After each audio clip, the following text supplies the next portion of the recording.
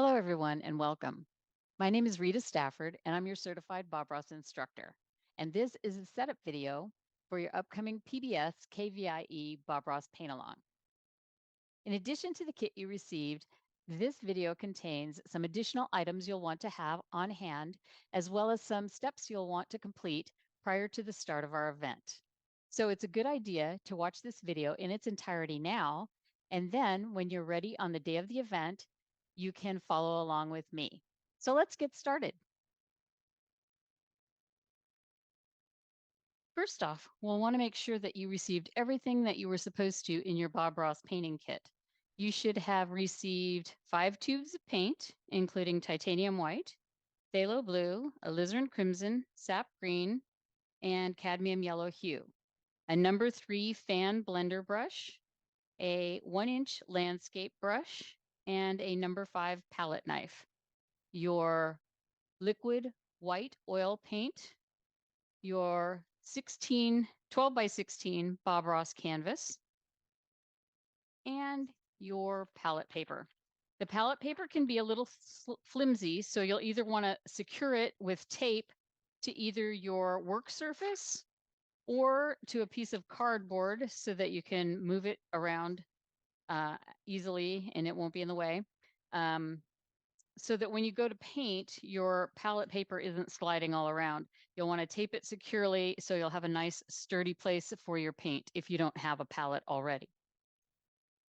In addition to that, some other handy items to have are baby wipes.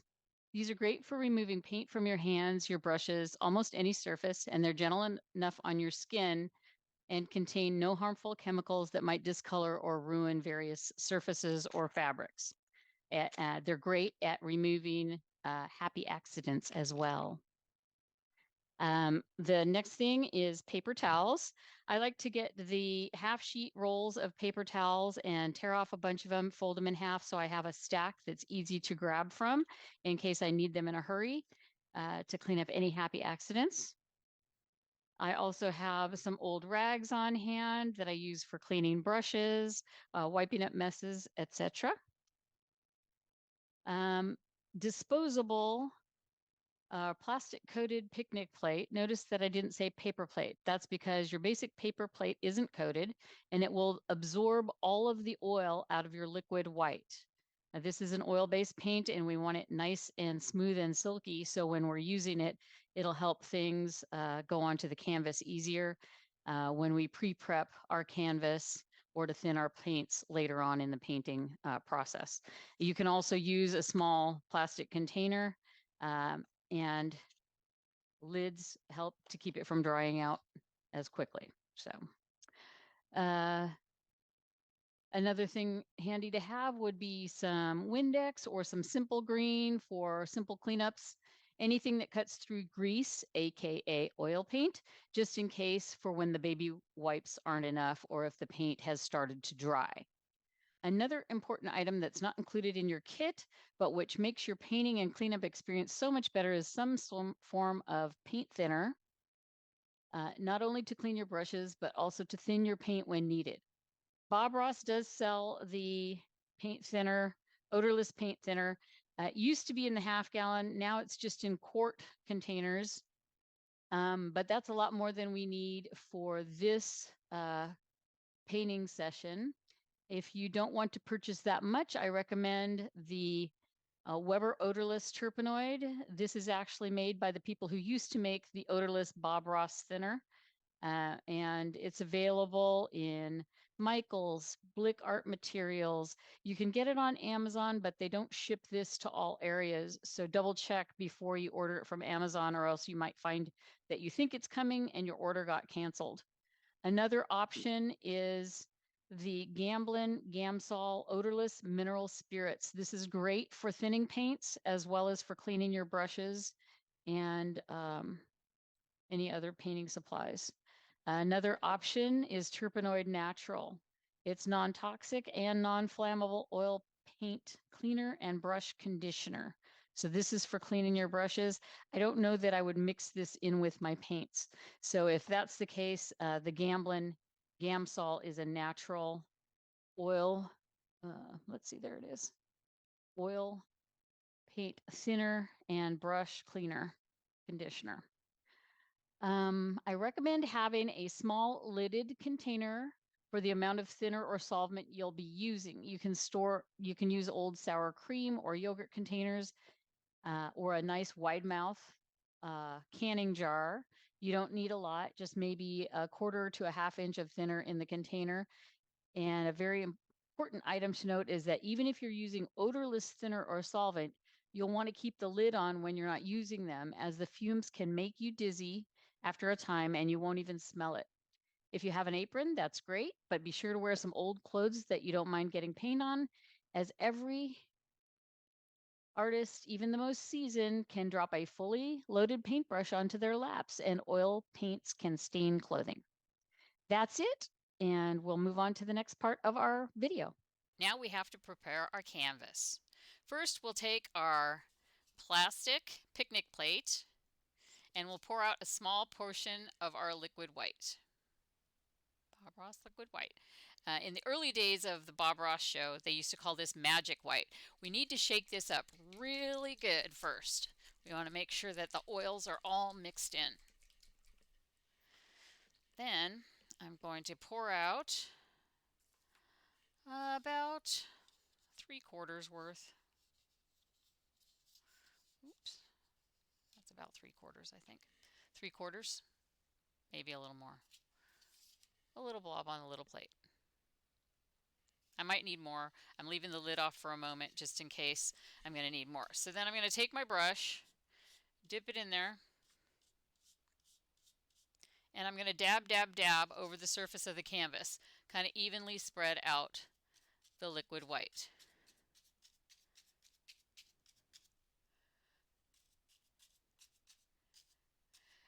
So Bob Ross canvases are typically gessoed with a slightly gray gesso, which is why you can see this liquid white across this canvas. If he used a white gesso, we wouldn't be able to see it, but because he does this on TV, he adds a slight gray gesso to his canvases so that we can see the liquid white on there. Now, once we get all this liquid white spread out like this, we want to go ahead and put it into the canvas. And you can hear I'm scrubbing the brush across the canvas to really spread out that liquid white that's on my brush and that's already on the canvas, and really get it down into the weave of the canvas. And I'm seeing some little brush bristles coming off of my brush. That's okay. And again, I'm just using those little crisscross strokes that Bob Ross always used. You might call it a figure 8 on its side. Just back and forth, and just scrub that paint into the texture of the canvas, because we want it over the whole thing and we don't want too much.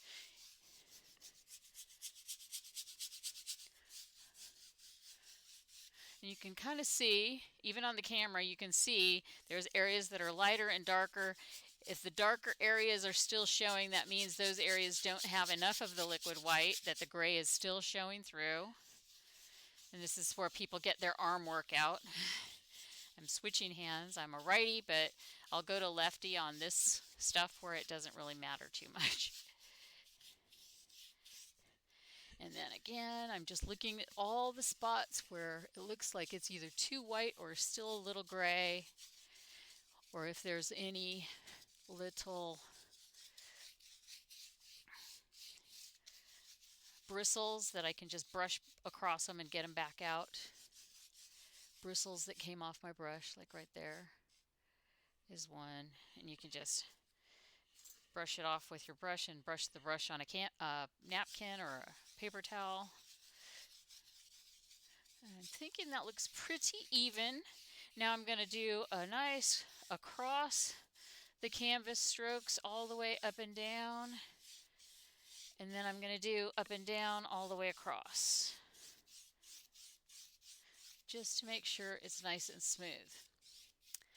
Now, to check to make sure if we have enough liquid white and not too much, we want to look at the canvas, and we're going to take our fingers. We're going to hit index finger up in that corner, middle finger there, ring finger down in the other corner, pinky over here, thumb in the middle.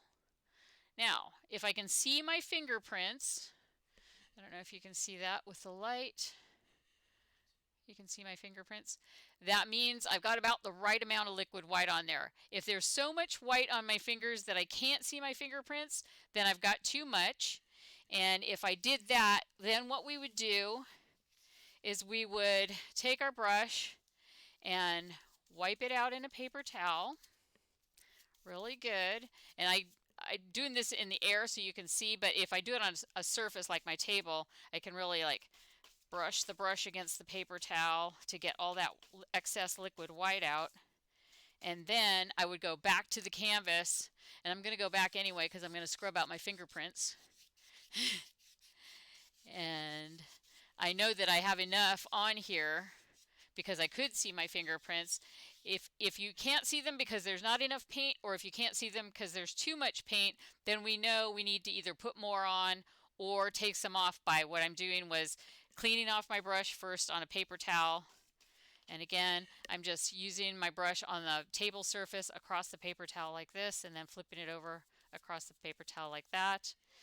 And then I would go back in and brush across the entire canvas again to either take more paint off or dip it in the liquid white again if I wanted to put more on.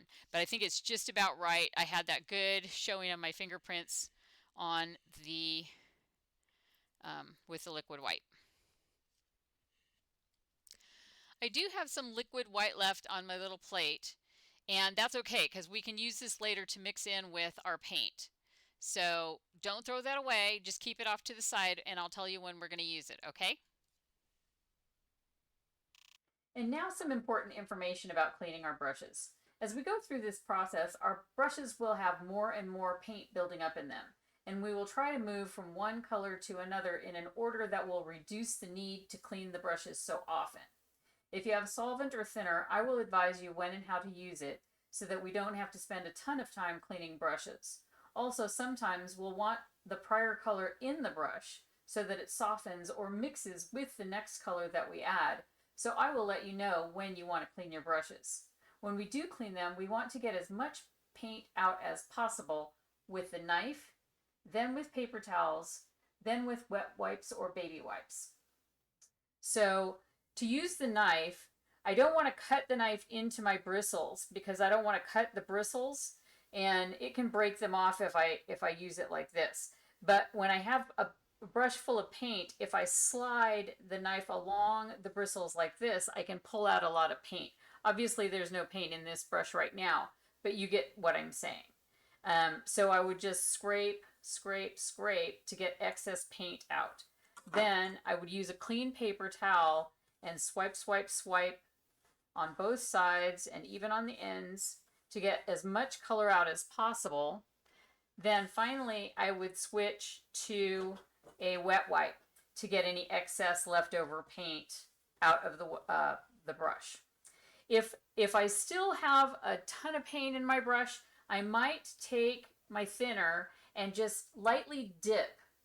And I don't want to leave a ton of paint in the thinner, but I want to leave thinner on the brush. So I dip and then I'd come out, and again with a paper towel, wipe, wipe, wipe, wipe, wipe, wipe, and then switch to the baby wipe and do the same.